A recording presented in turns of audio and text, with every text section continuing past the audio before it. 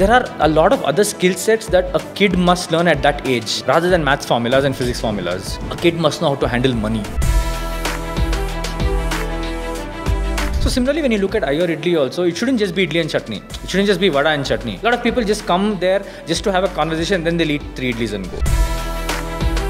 You can have 364 good days. You can have 1 bad day. Okay, it's possible. It's for whatsoever reasons, it's possible.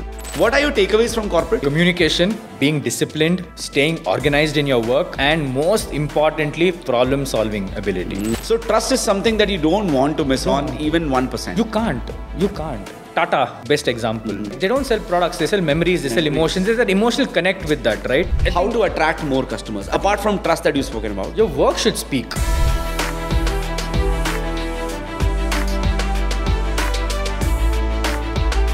I always tell people, understanding your weakness is your biggest strength. Yeah? You have to understand what your weakness is. Not just understanding, you have to accept your weakness. Acceptance. Once you understand and accept your weakness, that itself becomes your biggest strength. Whether you're a millionaire at 23 or whether you're a millionaire at 63, you are a millionaire at the end.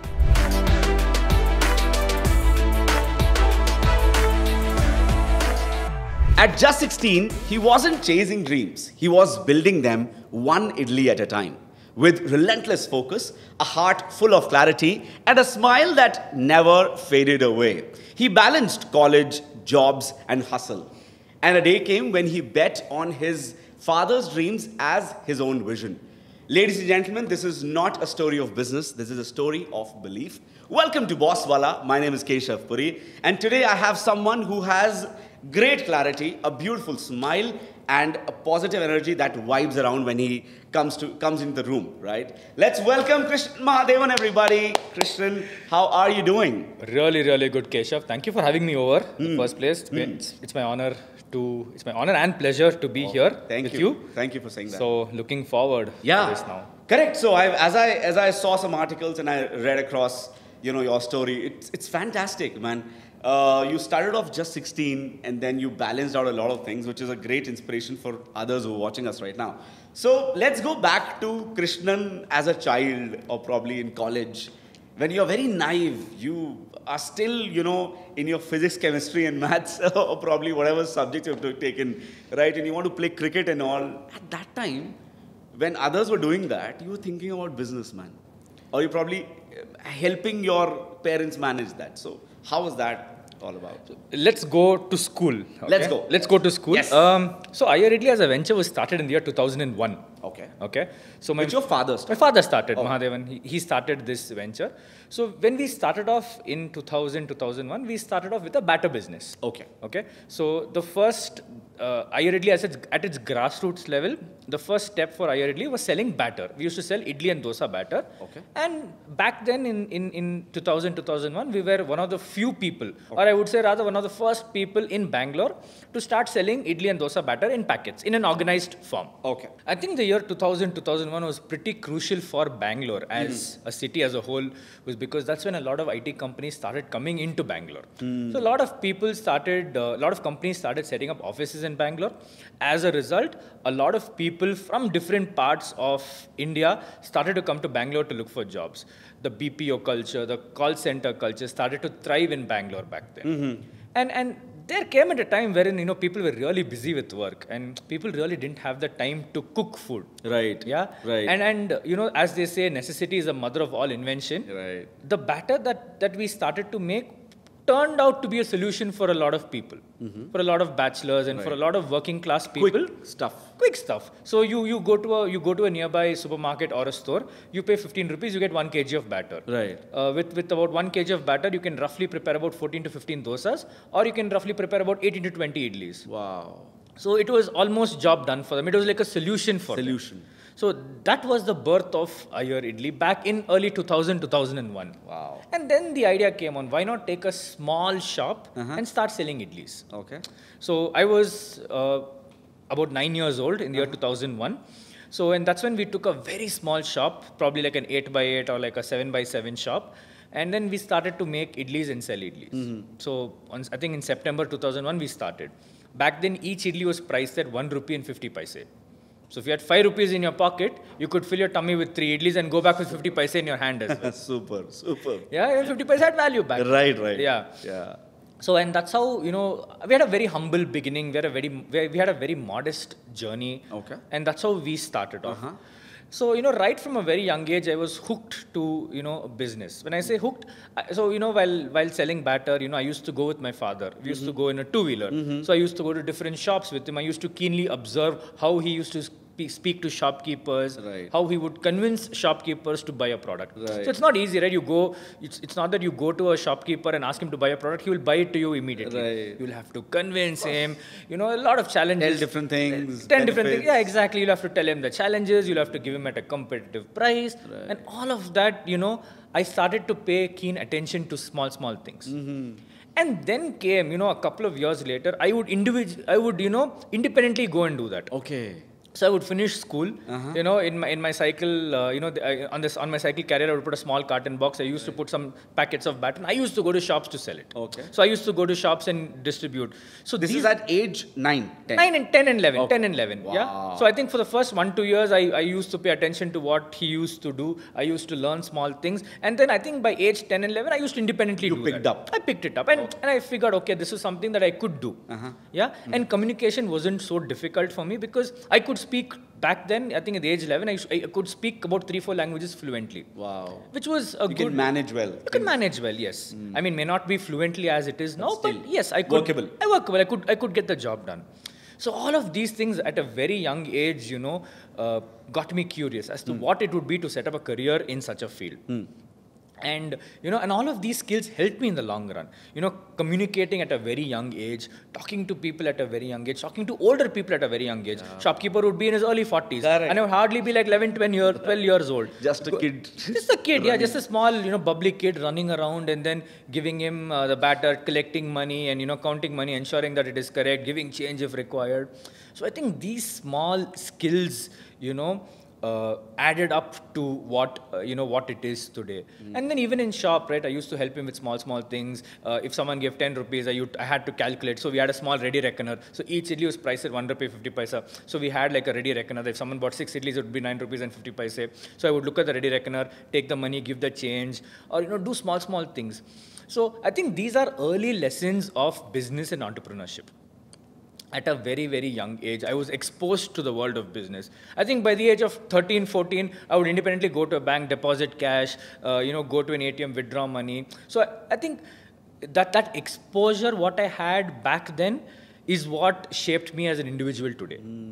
So I think that is very, very, I feel these are invaluable lessons. Correct. So as much as you go to college, you accumulate degrees, you study and all of that, at the end of the day, I think it's these lessons, I think it's this practical knowledge is what adds value to your life. It's what differentiates you from the other 1,500 people that you are with. Makes sense. This is, I think, this is how predominantly my childhood was, So your parents actually helped you there? Yeah. Where your father was keen on, okay, you come with me. I mean, he used to take me along so that you also learn. Because you can always say, no, Papa, I want to go play cricket. And I used to just hop on to him. I used to travel, in a small two-wheeler. We used to go all over Bangalore. And the areas that I see today were much different, like how they were like 20-25 years ago.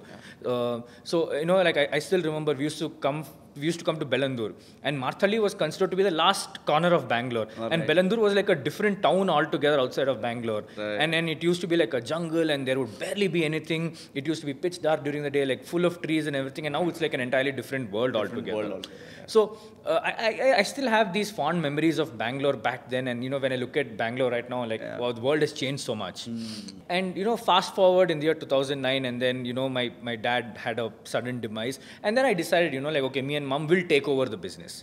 Yeah. And I was in class 11 at that point of time, and I said, okay, fine, I will also pitch in. So I would work in the morning for some time, then go to college and come back from college and then go to shop. So I think this became a part of my life. From becoming a day-to-day routine, it became a part of my life. Part of your life. A part of you rather. Part of me rather. And then there was no differentiating between me and Iyer Idli. And that was first priority always for me. Yes. And I come from a family wherein, education is considered to be very important.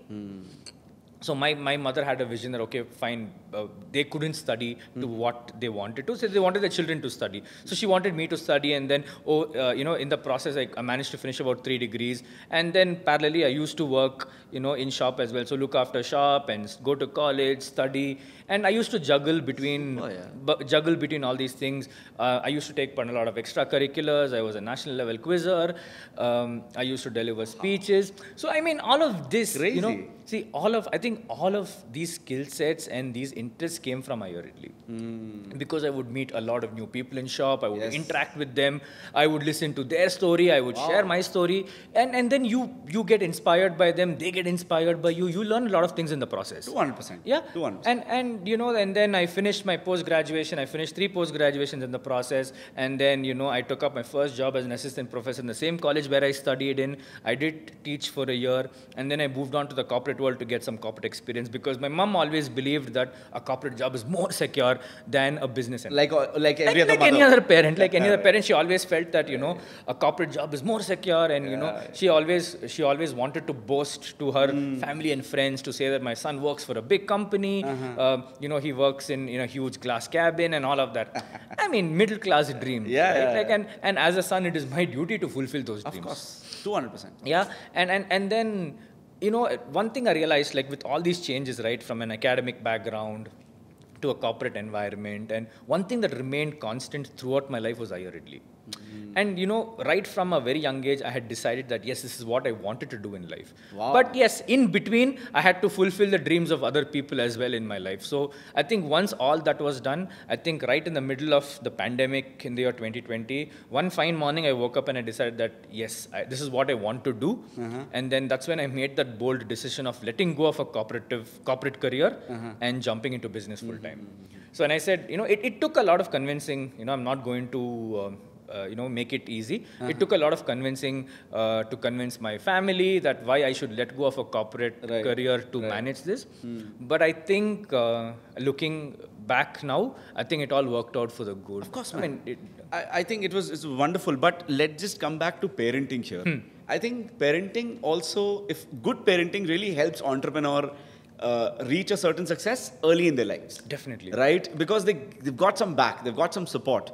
And unintentionally, your father, your mother has, empowered you with that. Correct. And because they never thought of, okay, I have to do this. They were just going with the flow because that's how they are. Correct. And they imparted that. See, they had to make a livelihood out of it. Exactly. The entire thing was started to make a livelihood. To feed a family of 4 or 5. But little did they realize, or little did I realize back then, that it would end up like this. Crazy. I mean, it was, I mean, I don't know if nobody had, back then we didn't have a vision. Yeah. And nobody had a, nobody had a vision. Back then, see. How, like you just little, probably you as a kid was so little. It was just one meal at a time back then. It was one meal at a time, So when we started off, I still remember, in 2001, we would, sell about, on weekdays, we would sell about 40, 50 idlis a day. And on weekends, we would reach about 80 to 100 idlis a day.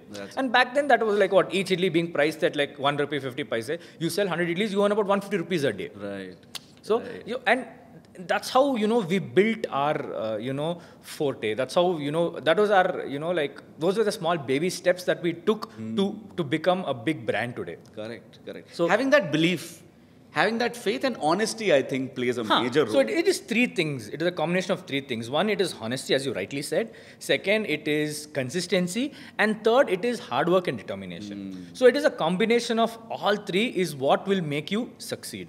So just by being honest, it's not going to get you anywhere. Correct. You have to be honest. You have to make a lot of sacrifices. You have to be consistent in your approach. You have to, be consistent in your growth. You have to take steps every single day to develop yourself and to develop the business.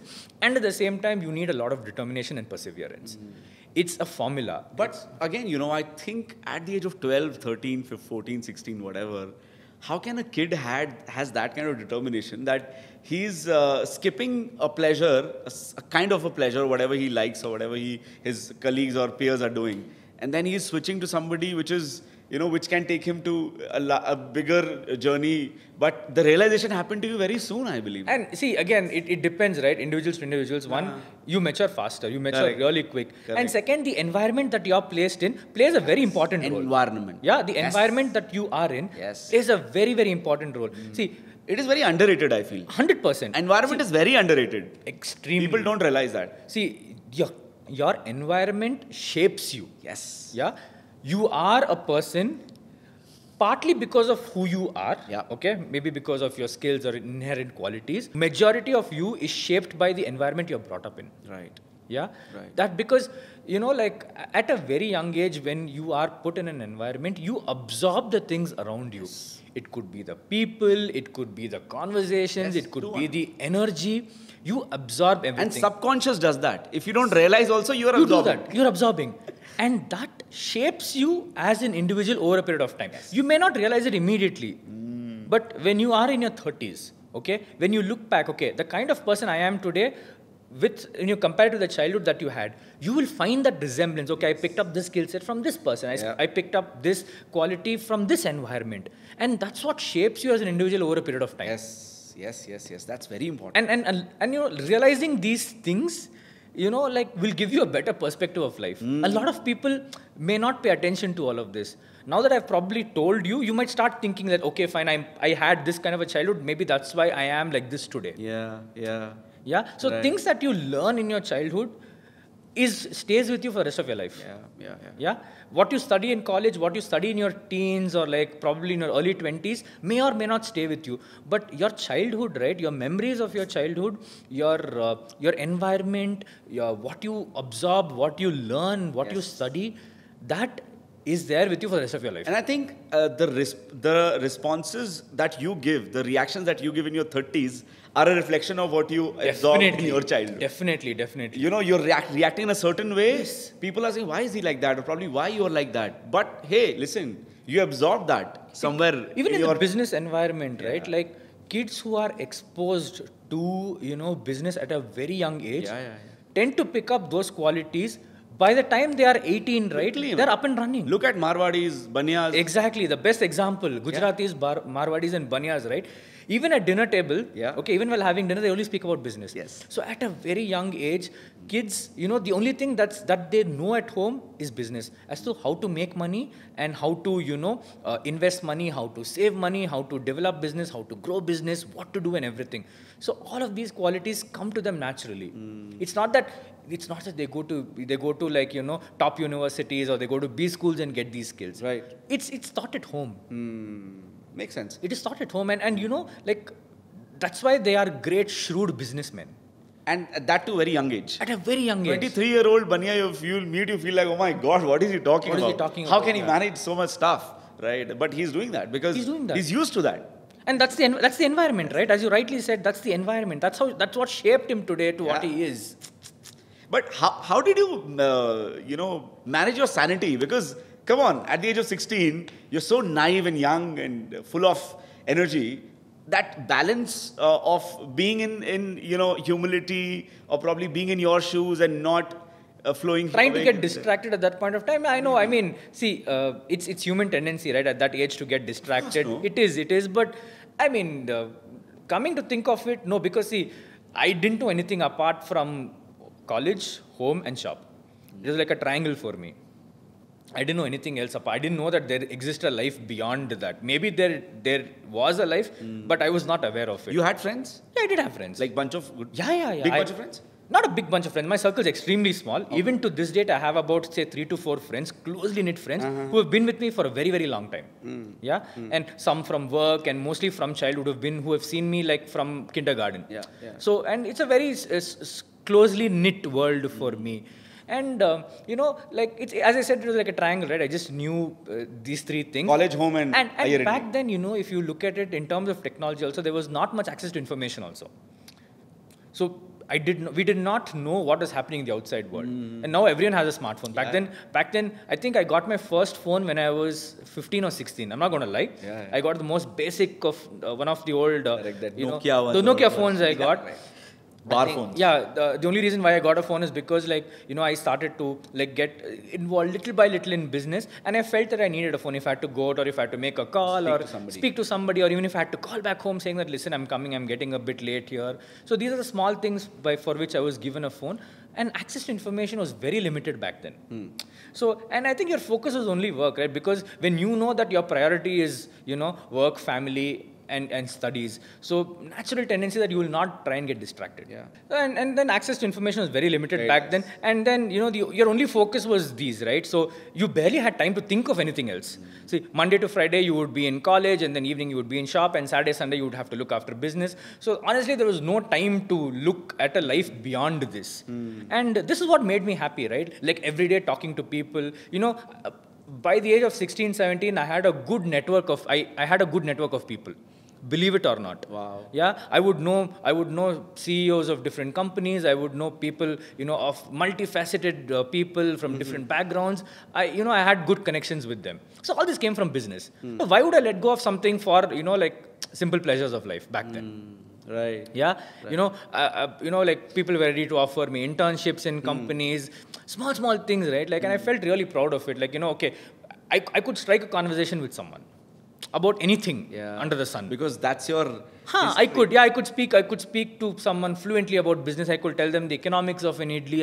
These are small things. That's the benefit of starting that early. Unintentionally, it started off, but those are the benefits. That really helped me. And probably in jobs also, you would have been a smarter guy in the room. I mean, I wouldn't say smarter guy.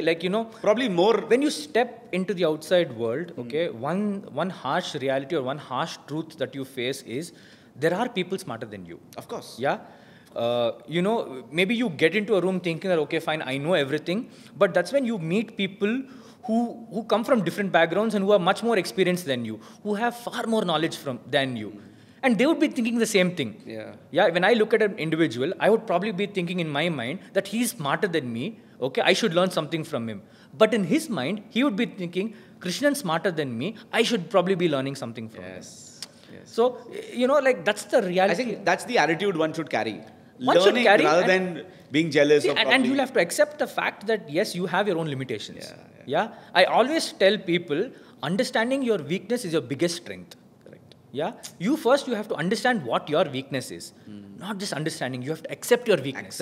Acceptance. Once you understand and accept your weakness, that itself becomes your biggest strength. Amazing, yeah. Yeah, there are people who are, you have to admit. And this comes with learnings of life. Definitely.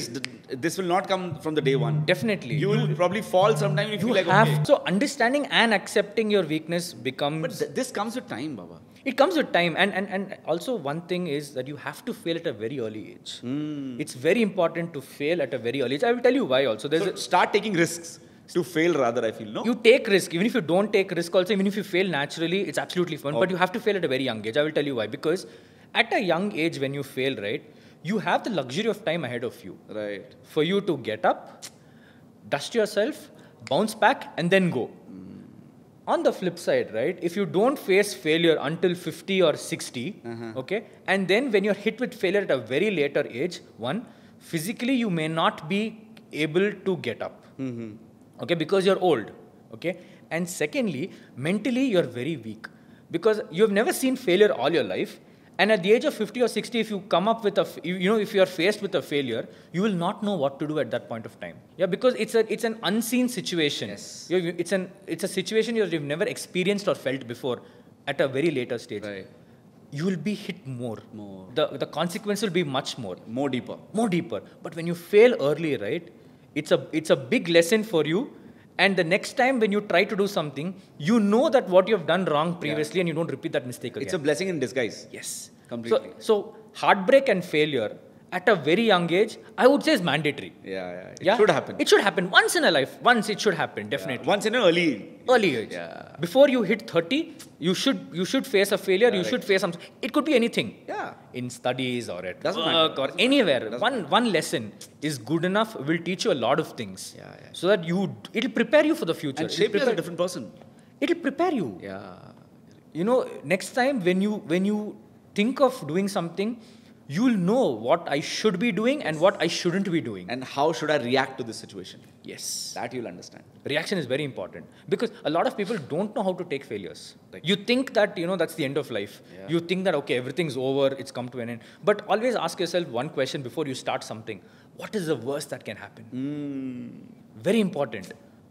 Before you do anything, what is the worst that can happen? Yeah. You might lose out on a job. Yeah. You might lose out on business, on few things, but you still have your life ahead of you. Yeah. And world is a very big place, I will tell you. That's one thing that I've learned. The world is an extremely big place. If you lose something today, you will definitely get something tomorrow because there are plenty of opportunities out there. Correct. You just have to be brave enough to go and explore. You just have to have the courage to go out and explore, to say, okay, fine, whatever happened has happened. Now, let me just put my past behind me and let me go further. Yeah. The power of let going is actually very important. Very important. We hold on to certain things like, oh, this happened to me 5 years ago. I'm scared to do it again. Yeah. What happened 5 years? See, two things you can't control.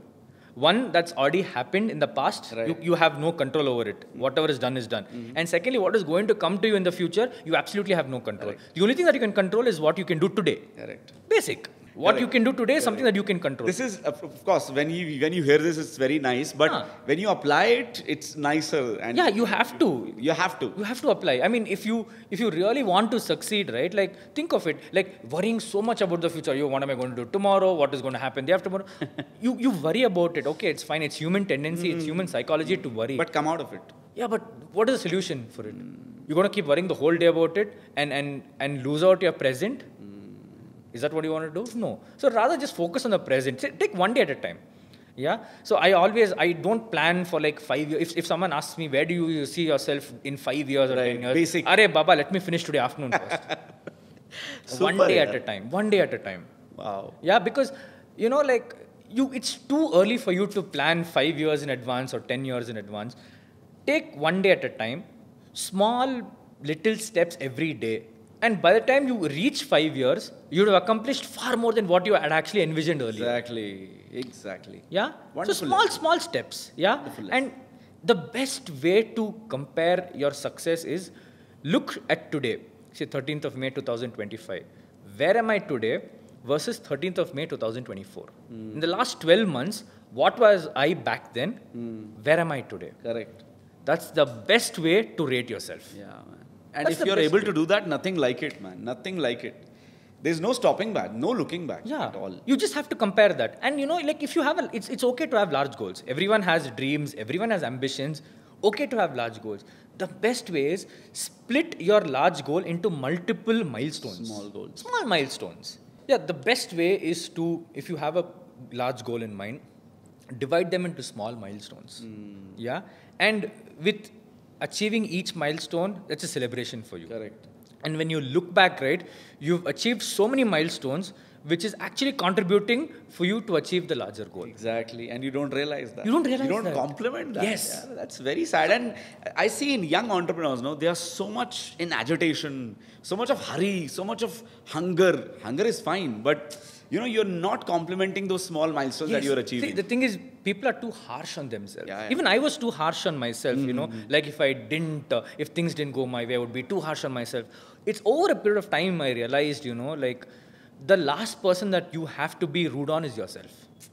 Yeah, you can be rude on others, okay? You can be harsh on others, but the last person you have to be harsh on is yourself, because that changes, the way you think. That changes the way you operate. When you are in anger, right, and when you decide something, it's definitely not going to work out. That's when they say, right, don't, make promises when you're happy and don't make decisions when you're really angry. Correct.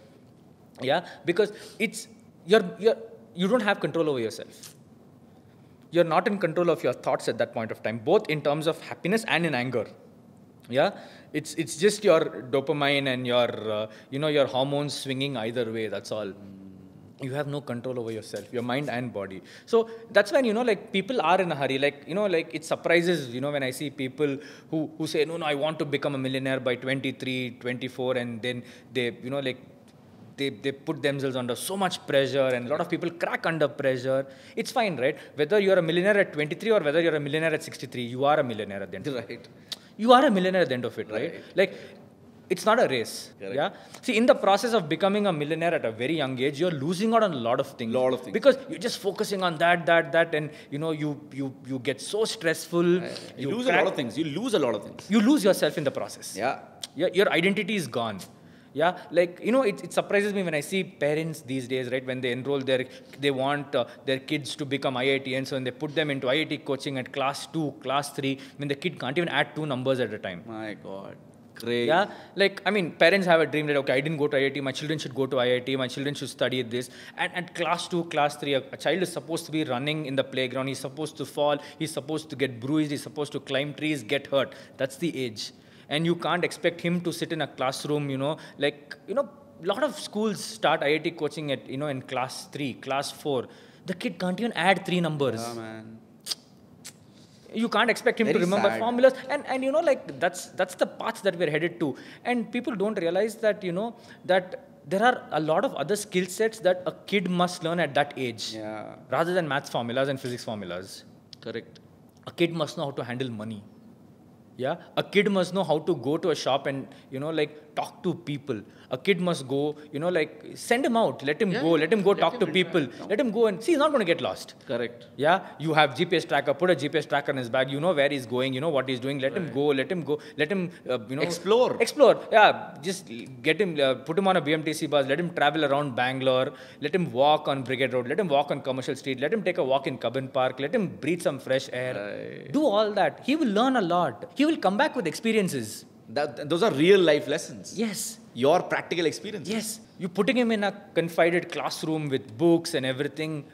I mean, I don't know, who's deriving the pleasure out of it at the end of the day, but there's a lot more in life that one has to explore, right? Yeah. There's a lot more to learn in life. And these are very, very, very invaluable lessons, I feel, one should definitely experience. I feel like something which is 50, 60-year-old guy would talk, but I think that has come across through those experiences that we've gathered from the age 10. But words of wisdom, my friend. Thank you so much for sharing all of that. Wonderfully stated, right? Let's come to your job now. Investment banker. Oh my God, that's such a luxury job. What people see from the outside. What a wonderful statement. Goldman Sachs, if I'm not wrong. Yeah. See, so I will tell you. How did that happen? I mean, I did my internship while I was in college there, and I was offered a job, and I took it up. And a corporate career is really wonderful. It teaches you a lot of things. Yeah, it teaches you how to be disciplined. It teaches you good communication. It teaches you how to be organized. And problem solving skills are it's a skill that you acquire over a period of time in the corporate. Of course. So. I'm blessed in a way, I will tell you why. There are people only with business experience.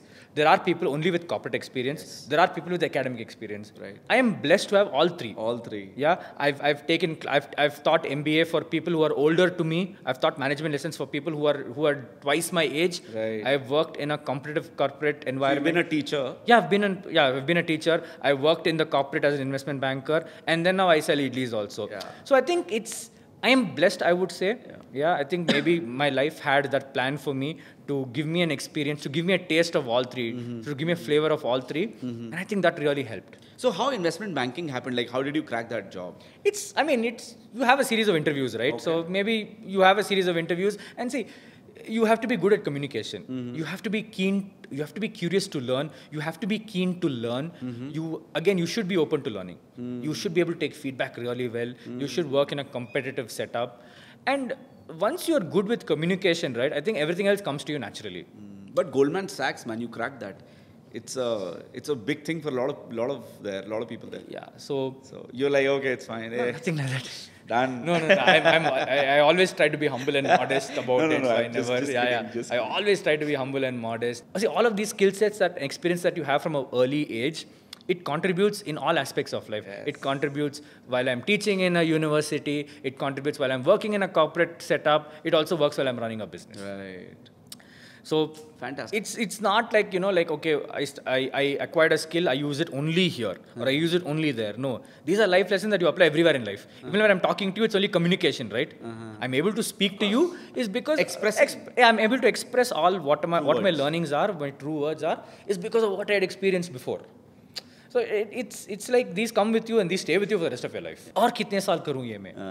10 साल, 15 साल, शायद retirement तक यही करना पड़ेगा क्या? You have to ask the question to yourself. That's when you realize, ठीक है, there are other opportunities waiting for me. Okay, like ठीक है, मैंने इतने साल काम किया, बस.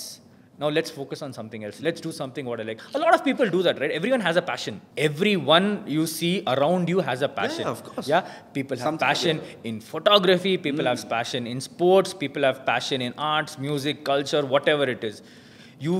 I know a lot of people who have left lucrative corporate careers to start dance schools. Yeah. To start dance schools, who to pursue dance as a career. Of course, वो passion yes. है. And they always wanted. Yes, I know people who have left corporate careers to start photography, wildlife photography, wedding photography, like Electrical engineer. Exactly. Doing this. Honeywell automation. Exactly. नौकरी छोड़ के mummy ये करूँगा. Everyone has a passion, right? Everyone has something in them. It is just that you have to identify what your passion is. So just like as I said, right, you have to understand accept your weakness. Similarly, you have to identify and understand your passion. You have to say like, ठीक है, यही करना है मुझे. Okay. What are your takeaways from corporates? For corporate job, 5 साल करिए. Communication. Okay, 1. Yeah. Being disciplined. 2. Staying organized in your work. 3. Yeah. And most importantly, problem solving ability. Yeah. I mean, every day is different. Even now for me, every day is different. And there's a new challenge every day. There's an approach, right? Yeah. Your manager is up there with something. Yeah, you take a different approach, right? And all that you learn from corporate. So as much as they say corporate life hectic hai, boring hai, and all of that, right? But if you consider it to be hectic and boring, yeah, it is hectic and boring. But when you look at all of these positives, see, when you walk out of corporate, right, you have to say, ठीक है, I have learned so much. Now it's time for me to apply my skill sets and learning elsewhere. Correct. I've acquired these now. 5 साल में मैं इतने acquire किया मैंने, ठीक है? अब इधर लगाना है इसको कहीं. लगाना है, बाहर लगाना है इसको. और वो जिद होनी चाहिए लगाने की. आपको क्या लगता है as an entrepreneur how much जिद्दी इंसान को होना चाहिए? You have to have यार, एकदम चाहिए यार. एनर्जी आपके अंदर. You have to have. I tell you why. You had that. Grit उससे पहले ही था मुझे. क्योंकि बिकॉज इफ यू करना है, क्योंकि because there is no other source of motivation for you. You yourself. Yes, you have to motivate yourself. अगर office में गया तो और if you have a corporate setup ना उधर, you will have your peers motivating you, will have your manager behind you say आज काम कर ये खत्म करना है, टारगेट फुलफिल करना है सब. You will have people around you. But लेकिन खुद के सेटअप पे है ना, you have no one to motivate you. So you have to motivate yourself in some or the other way. You have to tell yourself ठीक है, I want to achieve this goal at the end of 5 years. 5 साल में घर लेना है, 3 साल में car लेना है, whatever it is यार, you have to tell yourself something and you have to work towards that. In the process, जो आना है, you have to sacrifice. You have to be ready for everything. Sacrifice is the biggest. Sacrifice is important. And that starts with your direct relations. Yes. Your cousins, your sister, brother, all of that. All that. Forget vacations, forget family gatherings. Focus on your work abhi. And it's just like, you until things set up are in an autopilot mode. ये lifelong का काम नहीं है. बराबर है. Of course. 3-4 साल. बस. And until you better. And until you set up everything, right? Once you set up everything, and then sorted, you can just sit back and go in autopilot mode and just watch how the ship sails. And then you enjoy your life. My first CEO, when I met him and we were on a coffee thing, and he said, he said, Keshav, I was like, sir, I'm missing my, stuff. I'm not traveling this and that. He said, Keshav, you know what? The best time to enjoy life is in your 30s. Or probably 40s. Yes. When you have money, you have made something. Yes. And if you're good in that, you've done that well, then you can really enjoy it better. Because you can take it in your own way. You got money, you got people, everything happening. So you will, if you give this time to your career, then that 40s and 30s will be wonderful. So first 15 saal hai na, forget everything and just work. 15 years na, just grind as much as possible. Work. Okay, because you're able to do that physically. Physically, your body is also supporting you at that point of time. Yeah. Correct. In today's lifestyle na, 35 के बाद everything starts. BP, diabetes, everything goes off. Physically, you're not ready to work. Correct. Yeah. So until 35, you're extremely healthy. See, assume आप 21 में आप college खत्म करते हो. You're a graduate by the age of 21, 22. ठीक है? और 15 साल, 35, 36 तक, you can work as much as you can. After 35, 36, once you've worked and once you've saved enough, you know, okay, theek hai, I've worked 15 years, now I know what I want to do in life. For some people, that calling comes really early. For some people, it takes time for the calling to come. And once that calling comes, right, you know what you have to do. Take life slowly. After 35, as you rightly said, right, 35, 40 ke baad, take life slowly. It shouldn't be like, you start your journey after 35 and 40. तब क्या करोगे? Because one, physically your body will not support you. Yes. And secondly, you mentally become exhausted. The problem is... You cannot take up things. Yeah, the problem is when you're old, right, you cannot learn things. Your absorption rate is much, much slower. Yeah. When you're young, right, that energy is there like, theek hai, yaar, I will learn this, I will do that, I will get onto the field, I will work, I will sweat it out. Correct. But after 35, 40, right, like, my back is hurting, my knee is hurting, you'll start. And then once you're physically tired, you mentally also become tired. So so that becomes a big challenge. So that's why, right, like, it's not that people don't study after 40 or 50, right, like, but like the success rate or like, the people taking up degrees or education after the age of 35, 40, it becomes very less. Because you're not able to absorb. Correct. You can't sit, you can't write. So makes sense. You have to understand all of this. See, your body keeps throwing signs. Yeah. Your body keeps throwing signs. You need to listen. You have to listen to your body and mind. It could be good and it could be bad also. So let's come back to Iyer Idli. Why Idlis? Why not something else? Dosa. I don't know. It can be anything. Vada, dosa. Simple. I will tell you why. If you look at economics, right, or in terms of scalability in operation, idli is extremely easy to prepare. Okay. मतलब एक batch में 10 minute में I can make about 108 idlis. Wow. 108 idlis can be made in 10 minutes. Wow. Yeah. With that whatever machine. With that steamer or whatever we have, right? So अगर मेरे पास 2 steamer हो तो I can have 216 idlis ready in like about 10 to 15 minutes. Wow. So scalability becomes very easy. Production becomes very easy. And you look at it from a health perspective also. Idli is oil free. Naturally fermented food bhi hai. So it's good for your gut health. It has good gut bacteria.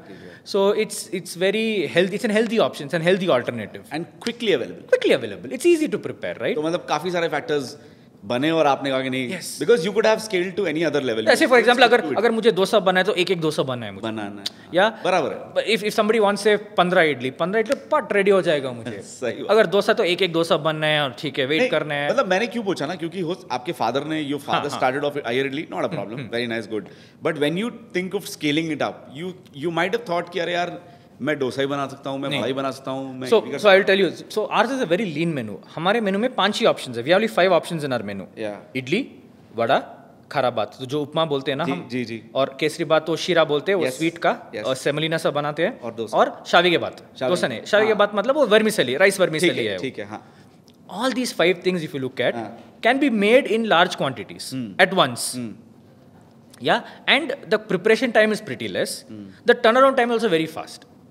So dosa matlab, when each individual customer comes, I have to make a dosa.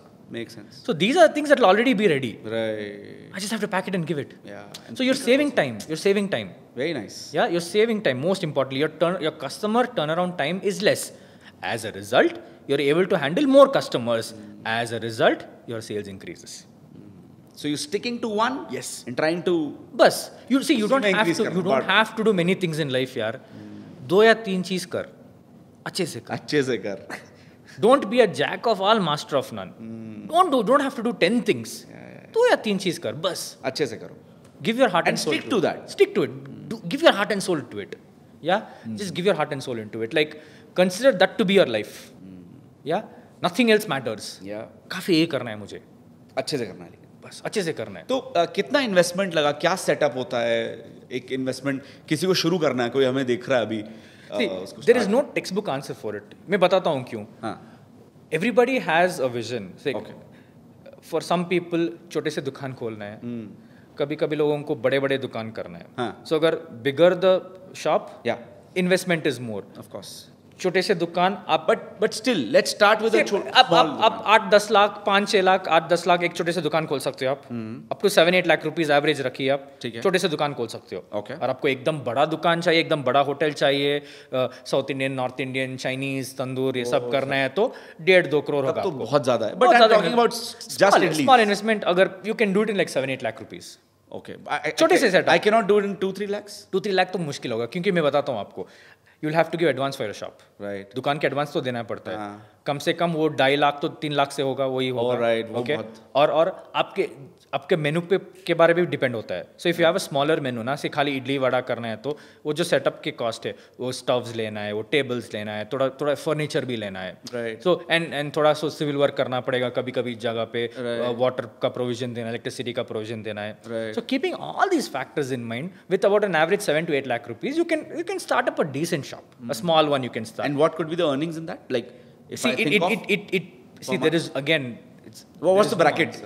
What's the bracket? There's no limit to it. मैं बताता हूँ. Seriously, I will tell you why. पर फिर भी एक minimum कुछ तो होगा ना कि इतना average तो बना ही लोगे. नहीं, ऐसे नहीं, क्योंकि it depends on the location. Okay. Yeah, it depends on आपका investment क्या है. It depends on what time of the year it is, because business is not something that is consistent through the year. Correct. बताता हूँ, एक चीज़ बताता हूँ आपको. Weekdays पे ठीक है, there is a certain volume of business. Weekends पे ज्यादा होगा बिजनेस. या पब्लिक हॉलीडेज पे ठीक है. अगर लॉन्ग वीकेंड आया तो people go out on vacations, so your पूरी शहर तो खाली है. या and the month of May, school जो एग्जाम हो गया, everyone's gone on vacation. So there is no, I mean, fixed answer to say ठीक है आप इतना पैसा you will earn, इतना कमाओगे, ऐसे there is no fixed. But what is the percentage of profit? Again, it depends on the size of your shop. Okay. If a small shop. If it's a small shop with a certain earnings, like say you have decent sales and everything, you can expect somewhere between 25 to 30% profit margin. The bigger the setup, your rents तो ज़्यादा होगा, your ज़्यादा employees होगा, फिर salaries तो ज़्यादा होगा, electricity bills तो ज़्यादा होगा, all your overheads also go high. In that case, your profit margin comes below 20%. Okay. So it all depends on what kind of a setup you have, what menu you have. Makes sense. अगर आपका मेनू इतना लंबा हो, 200 या 300 item का मेनू हो, wastage भी ज़्यादा रहेगा आपको. बराबर है, बिल्कुल सही बात है. उतना ही लोग चाहिए बनाने के लिए. You need people, you need equipment. More wastage मतलब your cost तो ज़्यादा होगा, फिर margin भी कम होगा. So it's all interrelated. So there is no fixed answer, I would say. So and it also depends on your location, how many years of establishment, how long have you been in business. Like if you set up a shop, there is no guarantee that for the first 1 year you'll even make a profit. I'll be very honest with you. Yeah. People, you'll have to, आपको break even होने के लिए आप कम से कम 1.5-2 साल होगा. Correct. Minimum मैं बता रहा हूँ आपको. And then once you slowly start making profit and you need to have sufficient working capital along the way. 2 साल you are not making a profit, you're only trying to break even. 2 साल तक आपको salaries देना पड़ेगा, survive करना है, salaries देना पड़ेगा, rent देना पड़ेगा, electricity bill भरना आपको. So you have to factor all of these things.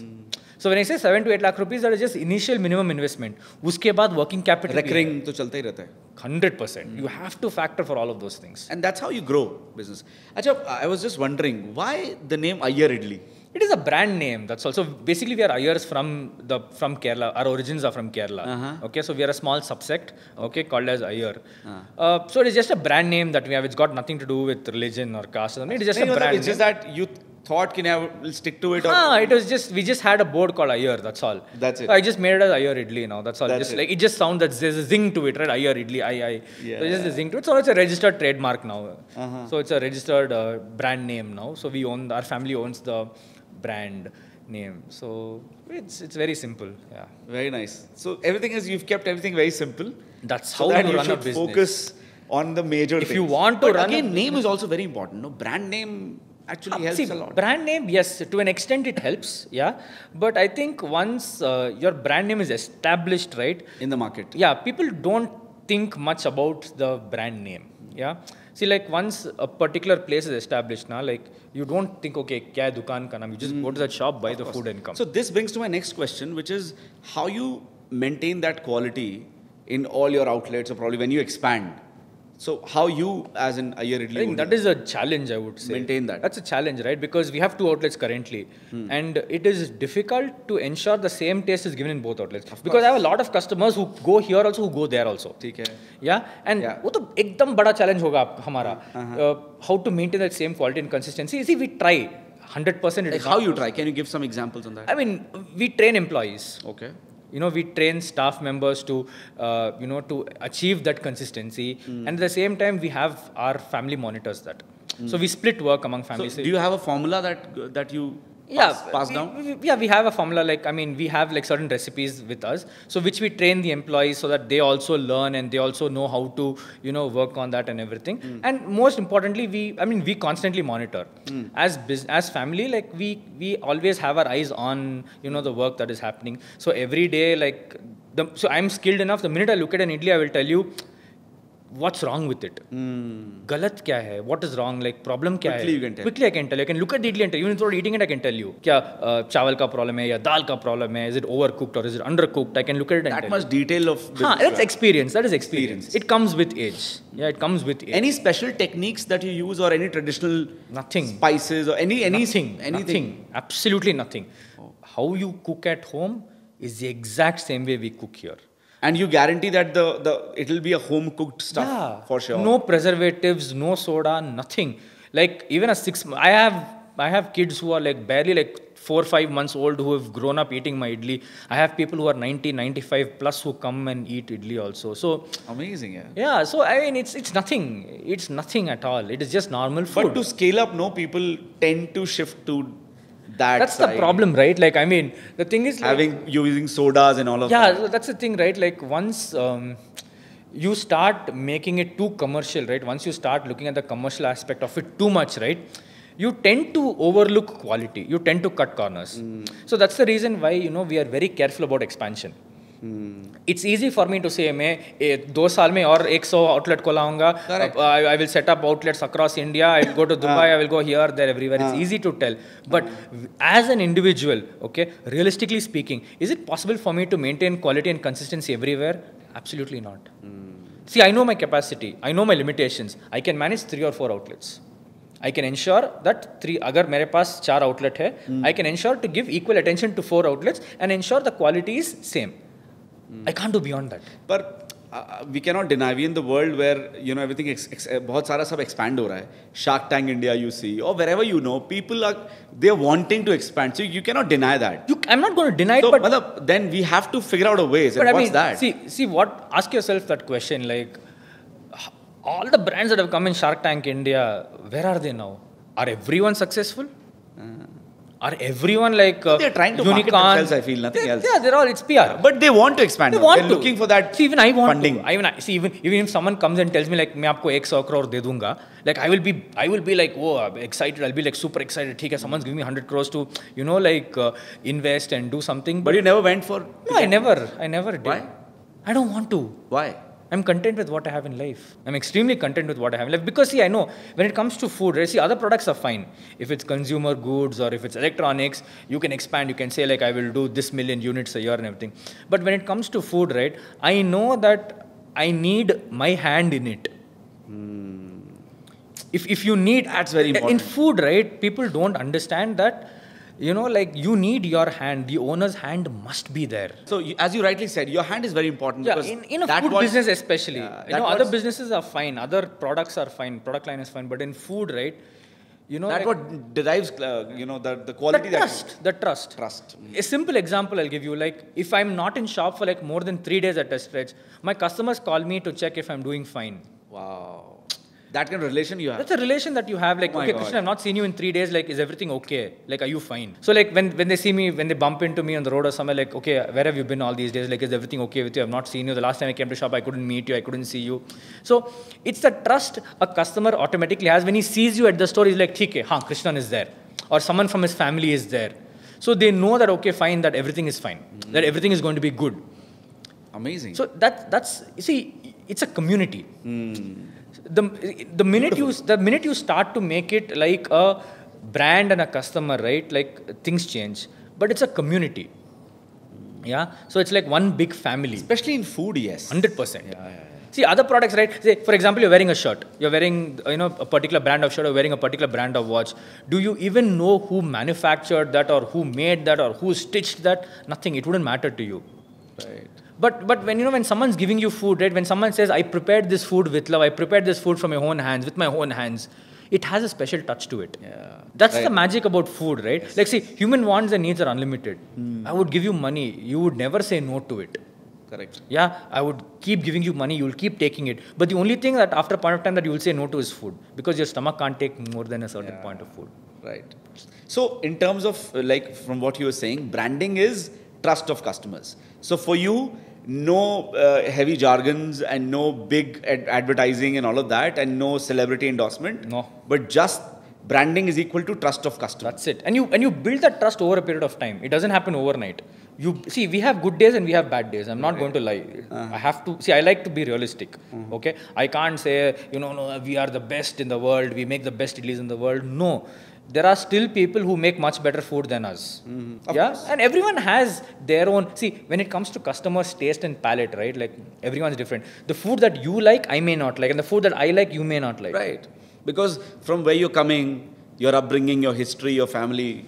You would be surprised. Even your mood, like determines the taste of food. If you're in a very happy mood, right? And even if I give you a food that may or may not even taste good, you would still eat it happily because psychologically you're happy about something else. Yeah. But say if you had an argument at home or if you had an argument at work and I give you the most tastiest of food also, you'll still complain, yaar, ye to acha nahi hai, aaj man nahi hai khane ke liye, ye to theek nahi hai, namak zyada hai, or you'll start telling all of that. Right. It's psychology. And that's how the human mind works. As a brand owner, I have to understand all of this. Yes. And then deliver. Yes. I have to accept feedback from customers. I may have the best day possible. 99 customers will tell me that food today was brilliant. But there'll be that one customer who says, aaj nahi, acha nahi hai, sir. Aaj so, tikha lag raha hai. Aaj it is not cooked properly. I'm feeling off today. You have to accept it. I can't argue with them to say 99 other people have told good. You're the only one who's told it's not good. Then something wrong with you. I can't argue with you. Patience is very important. More than patience, I think accepting someone's feedback, and patience is very important. I'll tell you, so we process like hundreds of online orders a day, both Swiggy and Zomato. Okay. And obviously there is an element of human error. Yeah, in some orders, we misplace orders 100%. Or we forget to pack chutney, and the customer calls up, I'm 14 kilometers away, chutney nahi aaya. There have been so many instances, hundreds of instances where I've gone and personally delivered two-wheeler mein. Wow. 14 kilometers in Bangalore traffic will take me minimum 1.5 hours, and I've still gone and delivered because I can't tell the customer, na, theek hai, aap bina chutney ke saath idli khao. It's not right for me to tell that. Right. Because I have to put myself in his shoes. Tomorrow when I order roti and sabji tomorrow, okay, from a restaurant, and if he delivers only roti to me, and if the restaurant guy says, sir, aap khali roti kha lijiye, it's not right. Nice sahi lagega. Right. So I have to look at it from a customer standpoint. A lot of people don't do that. Yeah. Yeah, and that's when I tell you, they're like, okay, sir, ho gaya hoga, galti ho jata hai. Sorry, I'll refund the money, and you just see that they shy away from that. They shy away from that. But I think when you take that one extra step, right? When you go and extra mile. When you go the extra mile, right? Like you're building a relationship with the customer. So the next time he will have more trust in you. Yeah. So even if something goes wrong, big learning, yaar. Even if something goes wrong, you know that okay, fine, theek hai, like it's a mistake, and then you still have that trust. And once you lose that trust from a customer, right, it's all downhill from there. Yeah. It's all downhill. And if you're ignoring that, then boss, you are in danger. Yes. The reason why I'm saying is because like food, right, as I told you, you can have 364 good days. You can have one bad day in a year. Okay, it's possible. It's for whatsoever reasons, it's possible. But when you have the trust of the customer, right, the customer is willing to let go of that one day. Because he knows for a fact that the remaining 364 days are going to give him good food. Yes.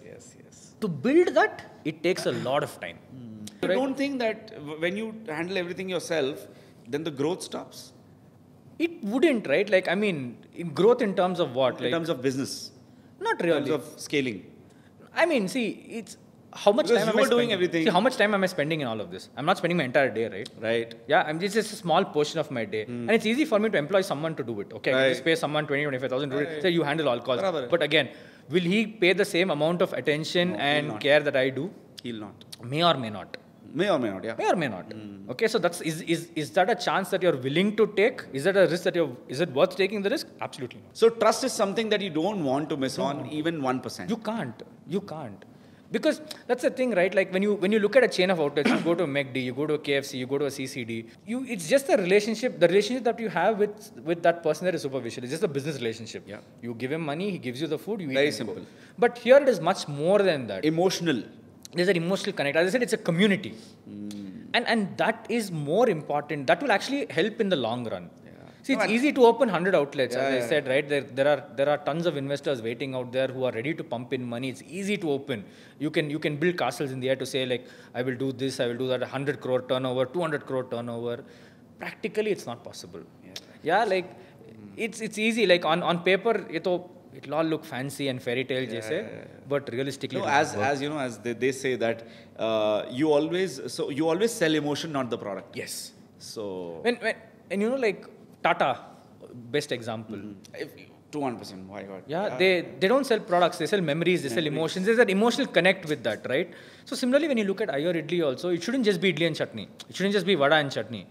It should be like, okay, fine, like, okay, let me go there, let me talk to Krishnan today, like, okay, like, a lot of people do that. A lot of people just come there just to have a conversation, then they'll eat 3 idlis and go. Superb. So I think this takes time to build, and that's the foundation on which our business is built on. See, I'm not saying, again, this entire conversation, what we had in the last 1.5 hours, I'm not telling that what I am doing is right and what the other person is doing wrong. Of course, this is your point of view. This is our point of, this is my POV, and this is how we have grown. This may or may not work for the other person. Of course. Let me put it out there because that's what has worked for you. Yes, it's worked for me. That's but it. I'm not telling that it'll also work for you. Everyone has their different ball game. Yes. And all that. And you just have to understand. But do you think of preparing 2-3 Krishnans, in future so that things can go smoothly? I've honestly never thought about it. I've not planned so much, as you rightly said. Like you should have like 2 Krishnans, 3 Krishnans who can. Maybe, I don't know. You can lead them. As a leader, it's always good if you can prepare more leaders. It's good. Until I find someone who's exactly like me, or probably my children or someone who turn out to be exactly like me. But as I told you, right, no 2 human beings in the world are the same. Of course. Yeah. And by time, even but if you make them, no? You make them. You build them over a period of time. So maybe, I don't know. Could be. Any point, like, do you want to share anything about how you attract more customers? If anybody who's wanting to open a food business, how to attract more customers, apart from trust that you've spoken about? Your work should speak. More than branding and more than the promotions, your work should speak. So your food should definitely speak. Remain consistent in your quality. Yeah, and that will automatically attract customers. It may be slow growth. I'm not going to deny it. Okay, overnight you cannot see success. Okay, that's going to be like that's the brutal reality out there. Yeah. But over a period of time, you will definitely see success. The work should speak for itself. You shouldn't beat the drum. The work should tell you more about the product should tell you more about your work than yourself. Makes sense. Yeah. I get it. That's the only way you will grow. For marketing, what do you do? Like nothing. Social media? Nothing. Social media? We have a very, very minimal social media presence that is just to, connect with a few customers and put up a few pictures and everything. But I think in terms of marketing, we have never really done anything over the last years. I think the initial, it's like, like a journey in the sea. The initial few nautical miles will be a bit rough, and then automatically the wind takes you, right? So that's exactly what we have done. I think the initial few years we had our struggles. It took us time to build a brand, and then once we built a strong customer base, right? I think it is just the journey that you go. Automatically you see. So you're not in a hurry at all, is what I can see. Yeah, I'm not in a hurry. You're quite content. Very content with what I do. I do have small dreams and ambitions, as I said, right? I don't have big bang dreams and ambitions. I do have small dreams. I have realistic dreams and ambitions. Yeah, I know that I can manage 3 or 4 outlets. I know I can't do beyond that because that's my capability, that's my capacity, and I don't want to do something that's beyond my capacity. What do you do for this sanity that I see when I talk to you? Like, there's anything like meditation, probably Nothing. following. Who's your inspiration? No one. You look up to somebody. Like, no, I don't. Because hey man, you're a human being. No, you can also go wrong. See, I like Rahul Dravid. I like Rahul Dravid as an individual. Indranagar ka gunda hu main. Not because he's Indranagar ka Of course, gunda, no, just but kidding. For someone who has a lot of patience, perseverance, and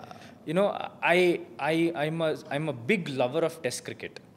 Yeah, in an era where a lot of people adore T20 and fast pace and blitzkrieg cricket, I love the patient Test cricket. Sahi baat hai. Test cricket is like life. Yeah, you have 5 days of play. You have 3 sessions in each day. So even if you don't do well in one session, you always have the other sessions to make up for it. And it's like a journey, right? Like T20 is for someone who seek instant gratification. Right. Like, ठीक है, I want the result right now. Quickly, fast-paced. It's a cartoon. T20 is a cartoon. Right. Test cricket is like a blockbuster movie. Like, थोड़ा आराम से धीरे it'll grow. The excitement builds.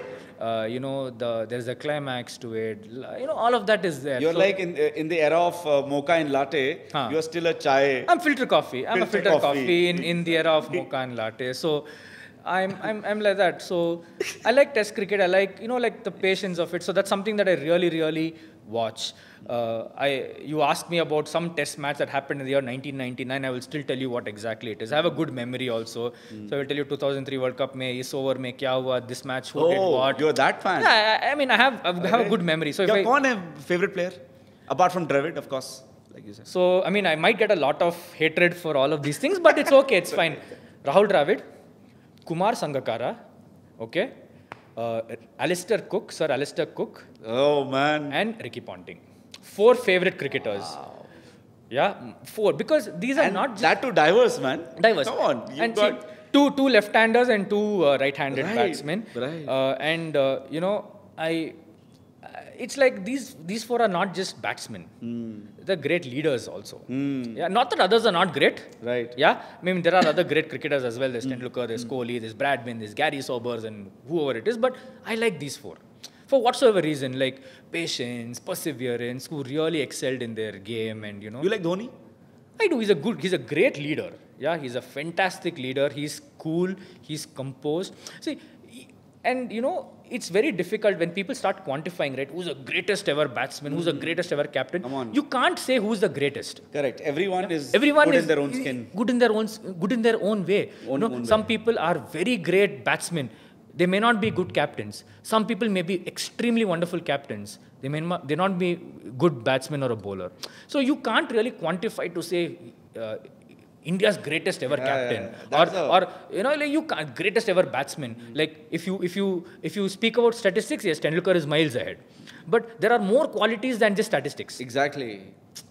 Yeah, so these are things that often people overlook, right? Like, and obviously there is media influence also. Like, all of that in today's world, there's a lot of PR game and there's a lot of media influence and all of that. But I like to stay away from all of that. I like the cool, calm, composed game, the slow game of Test cricket. So I watch a lot of red ball cricket. If there's a Ranji match happening in Chinnaswamy Stadium, I'll just go sit there. It's a free entry. Aram se baith ke watch 1-2 sessions. Quietly, there'll hardly be a few people there. Take a walk amidst nature. And all of these things help calm your mind. I don't like the noisy world, because already business has that. Yeah, giving you exactly. The noise is coming from that's why I was never a fan of T20. I hate T20. As much as people might hate me for saying this, but that's the fact. That's who you are, probably. So that's okay. Okay, coming back to Ayer Idli. So how do you manage the wastage that happens when you are processing food? And and how you make sure that the lesser wastage stays there when you are doing. So 99% we don't have any wastage. I will tell you why also. Wow. I will tell you why also. One, we operate on a lean menu basis. Yeah, and secondly, with experience, I know how much to anticipate sales on what day. So I know weekdays में इतना sale होगा, weekends में इतना होगा, long weekends में इतना होगा, या अगर बारिश आने वाले तो इतना होगा. I am able to gauge over a period of time. Plan. And agar kuch bach gaya also, batter is something that can be kept for at least minimum of 2 days. Okay. Your idli batter has a shelf life for a minimum of 2 days. 2 days. If something remains. Right. But as I said, 99%, I've never seen a day in the last 25 years where so much has remained. Maybe thoda quantity, it's fine. You can always use it the next session. Still okay. But it's still okay. So again, it comes quite with sustainable. It is quite sustainable. And again, see, we operate on a lean menu concept. We have only about 4-5 items in our menu. So as I said, idli, vada, upma, kesari baat or shavi ke baat. So, and these are items that that theek hai, how much will sell on each day, and then the wastage is extremely less on these. Got it. We don't even make sambar. So I know how much to anticipate also, and like even if chutney agar thoda bach gaya, I can always refrigerate. I can keep it in the freezer and I can use it like a few hours later. It'll stay fresh. So that's how our menu is entirely designed to reduce wastage. And then our preparation also, right? Like we know, like if our shop is open from 6:30 to 11:30 in the morning, and I know like after 10:45, 11, as we near closing time, the customer walk-ins also will reduce. So I know how to like reduce and taper it down and manage it. Very nice. And with years of experience, you've learned Definitely, it's experience. Right. So, do you think in terms of food business, online presence is important? And Today, social yes. media and Google reviews, all of that? Two answers to that question. Online ordering in today's world, yes. Until 5-6 years ago, people didn't worry much. Zomato, Swiggy is not there. Yeah, and people didn't worry about it much. But now, yes, a lot of people want the comfort of good food at their doorstep.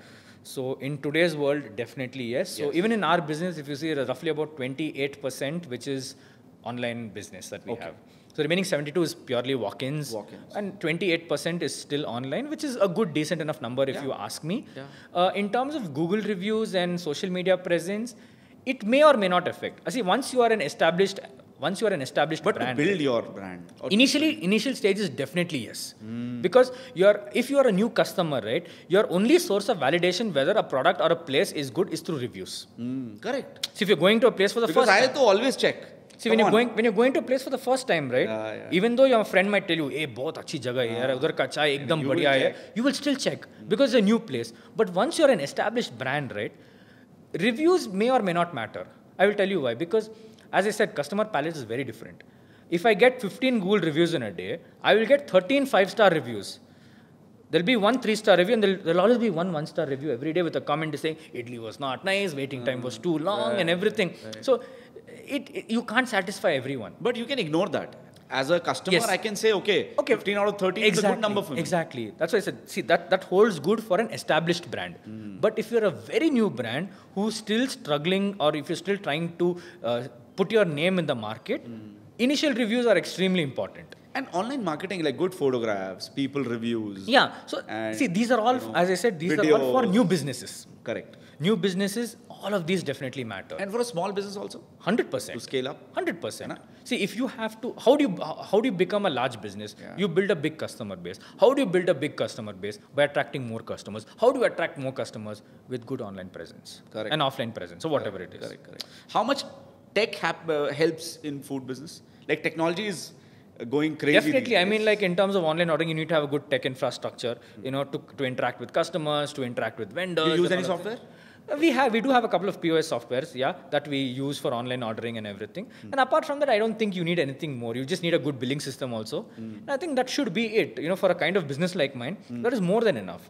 I mean, we aren't a technology company, right? We're just a food business. Of course, yeah. So but still, using tech is again 95%, I would say, focuses on food. The 5% is only on the usage of technology. That's it. So it's a very minimal technological requirement that we have.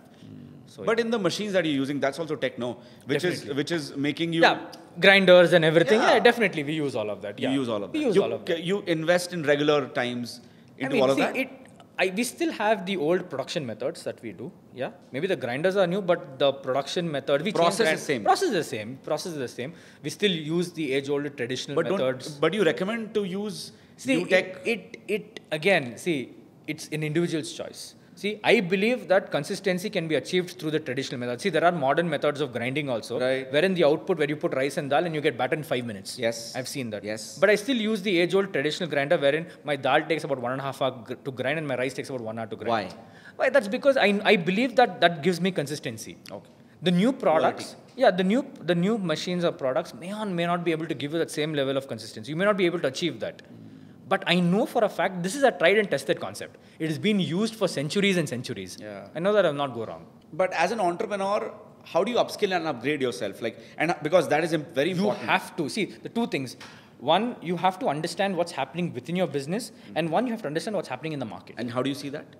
And one, see, because I'm involved in business full time, right? So I know what's happening around me. I know what's happening to my employees. I know what's happening to my product. You have to keep yourself updated with what's happening around you in the market as well. Like how? Give me some examples. Simple example. 2022, Russia and Ukraine had a war. Right. Now, how did hoteliers have an impact? How did restaurants have an impact? India imports its sunflower oil from Ukraine. Right. Yes. Simple thing. At that point of time, sunflower oil had a huge demand in the market. Prices almost went 100% up. Yes. Prices doubled almost at a certain point of time. When rains are not good, you will see the impact of it the following year. Yes. The production of rice, the production of dal. Yes. When summer season starts, a lot of coconuts are being used for tender coconut, the tender coconut. because of which your actual coconuts are in demand. So you have to be observant all the time. You have to be observant of everything. And any new, say, like now with, with a lot of online aggregators in place, ONDC is picking up pace. You have to understand what it is.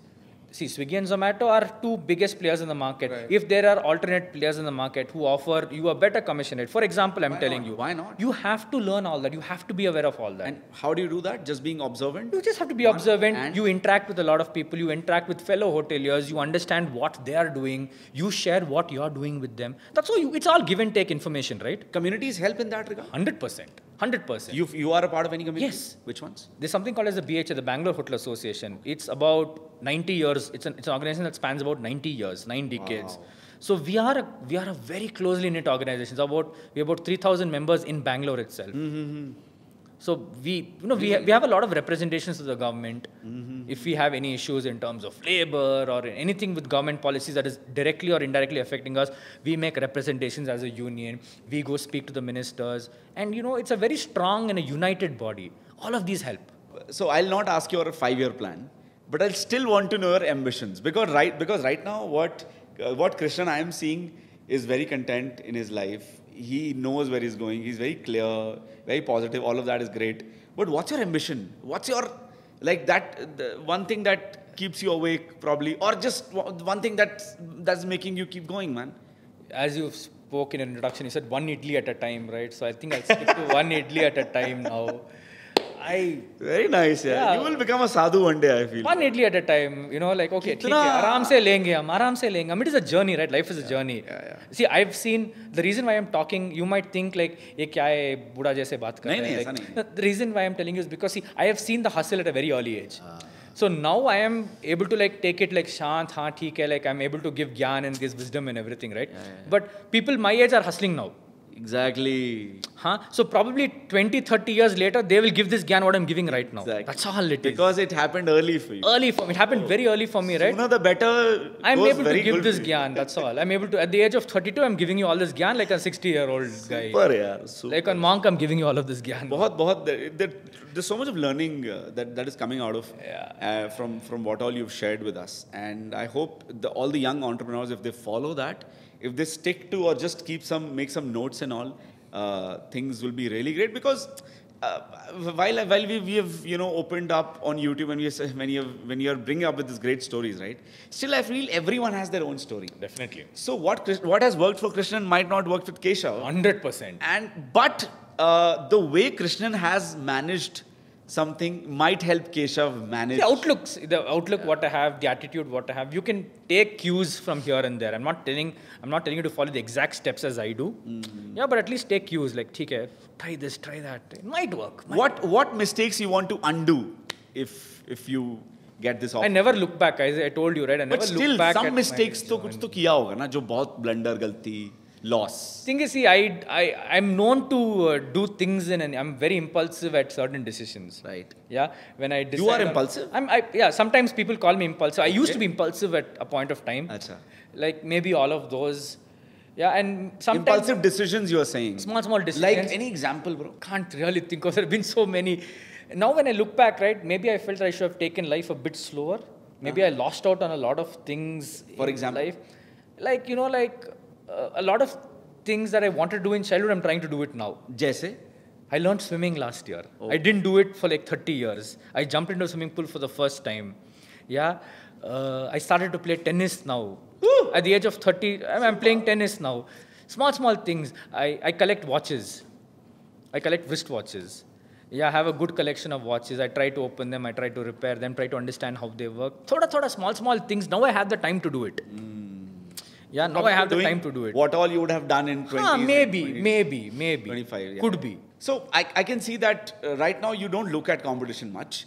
But for our viewers, if you can tell us how you should look at your competition, how you should observe how they're working, and probably what should you take away from that in the positive way? Okay. One, I would say, is don't pay too much attention to your competitors. Okay. The thing is, you pay too much, you focus too much on them, you lose out on what you are doing. Okay. So you have your set of strengths, you have certain set of skill sets of your own. Focus on that. जो आपका खुद का product है, your product है, focus on that. Don't pay too much attention. अरे ये क्या कर रहे हैं, वो क्या कर रहे हैं, is he doing better than me? He has his journey, you have your journey. Okay? So you just focus on yours. But be aware of what he's doing. Have थोड़ा तो knowledge रहना चाहिए. कैसे करते हैं वो? Like, I mean, you can always visit a competitor's restaurant. Okay. In my business, Okay. you know what product he's giving. You go sit for a meal. Just go have a meal in his restaurant. You know what kind of food he's giving you. You know, you look around. You can gauge in like 5 minutes. ये क्या कैसे? What different is he doing from you? That's it. Small thing, but don't. I mean, you just have to be aware, but don't. क्या है? Don't stress upon it so much. अरे he's my competition. इनको तो आज इतना business हुआ, मुझे क्यों business नहीं हुआ? You don't focus too much on it. Just focus on your work. So self-awareness is very important for an entrepreneur? That is definitely. You should be aware of yourself, self-understanding and understanding of the environment around you. Both are important. But self-aware, I think also like for an entrepreneur, it's very important to deeply understand how your brain works, how you react. You should know yourself as a person first. Subconsciously also. You should know yourself as a person. You should understand yourself first. Without knowing who you are or how you are as a person, you can't venture into something. Yeah. You can't say, "Theek, I will explore myself along the way." Yeah, because the noise in the world makes you somewhere, you get lost. Yeah, you get lost. You get lost in the world. The world is a very busy place. You get lost in it completely. Yeah, and you forget yourself. Yes. And you forget who you are. Definitely. So for you, the deep roots are very important. Yes. Roots of your family. 100%. Right? People, what they used to do. Do you read, by the way? Not much. Not much. Not much. You're not an avid reader. But you always go back to 1980s, 1990s, what people used to do, something like that, no? Not really. I buy one book. I buy the Manorama yearbook for every year. It's like 1,000, 2,000 page book. I take one book, the whole year I read that. And by then, the year gets over, the book gets over. Theek hai, the next year, time to buy the new book. That's all. Manorama. That's one book that I do. Super, yeah. Super. So, before we end this, first of all, thank you so much for being with us and some honest answers that you've given away, sharing your point of view. Thank you so much for that. So, in this camera, I want you to give like 2-3 advices to a 18-year-old Krishnan Mahadevan, who is watching you right now, right?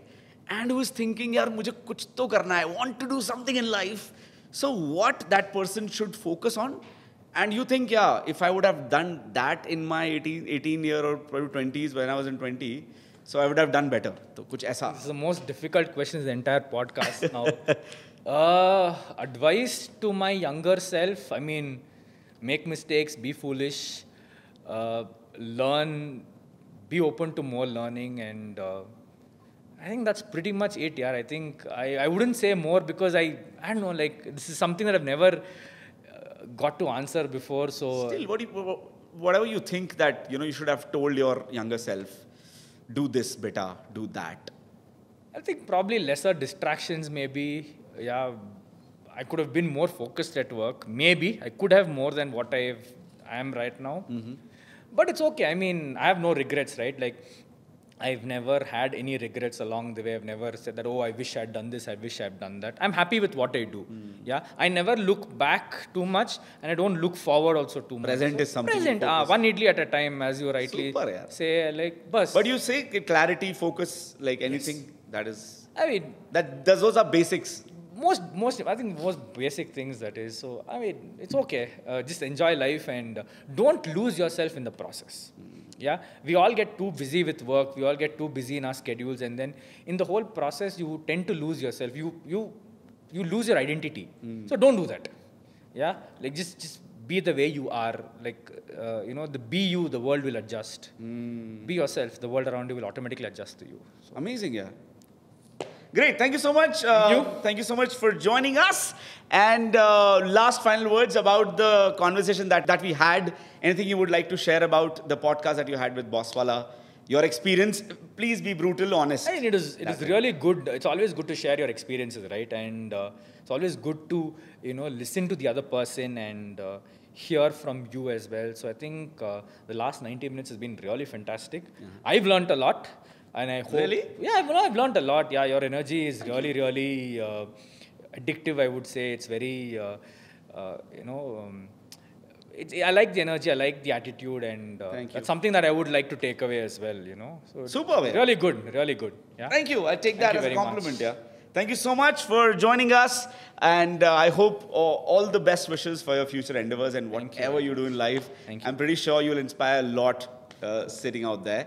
And I wish you all the best. Thank you so much. Get 1 year full access at just 999, where you get 500 plus courses. This is limited time offer. If you want to become a successful entrepreneur, download Bosswala app now. Link is in channel profile and description below. All right, guys. So this was a lovely chat, a lovely podcast with full of insights. I hope you liked it. I hope you took whatever you needed.